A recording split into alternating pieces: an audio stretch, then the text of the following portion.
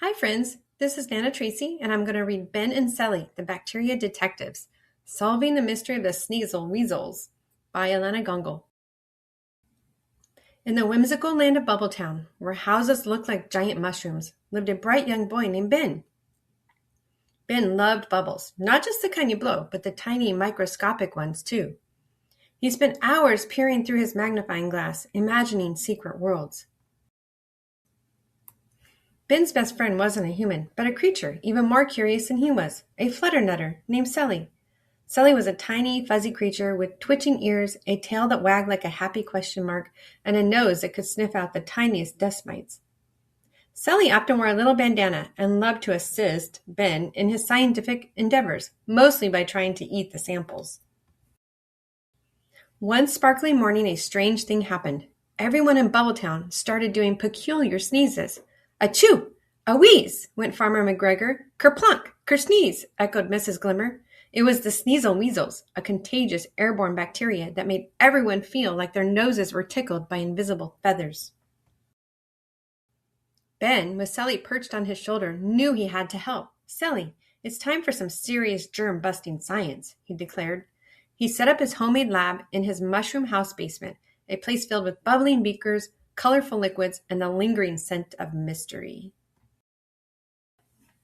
Under his trusty microscope, Ben saw them, tiny, spiky, purplish blobs floating around like mini balloons. Aha! He exclaimed. The Sneezle-Wheezle bacteria. Did you know, Cely, that bacteria are tiny living things so small you need a super-duper microscope to see them? Some are helpful, but these little guys are definitely not. Ben started mixing. If these germs love to float, maybe we can make something they don't like to float with. He tried sticky liquids, fizzy concoctions, and even a brew that smelled faintly of old socks.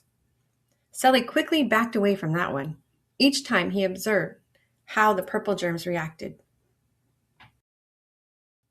Just as Ben was about to give up, Cely accidentally knocked a jar of sparkly berry juice into a bowl of zesty lemon fizz.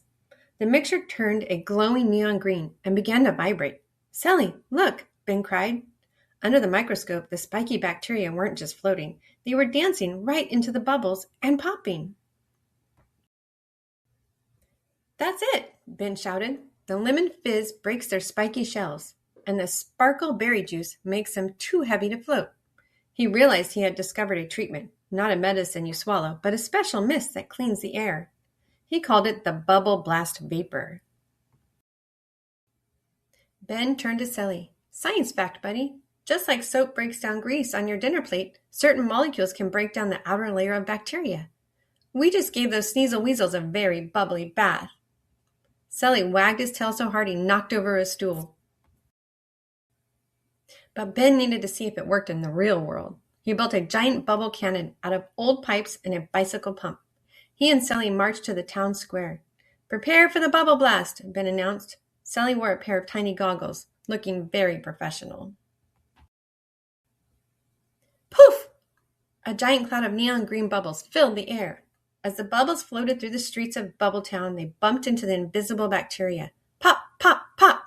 The air began to smell like lemons and sunshine instead of dusty sneezes. Mrs. Glimmer, who had been sneezing for 3 days straight, took a deep breath. She didn't sneeze. She didn't wheeze. I feel wonderful, she sang. One by one, the townspeople stopped coughing and started cheering. Ben's treatment was working.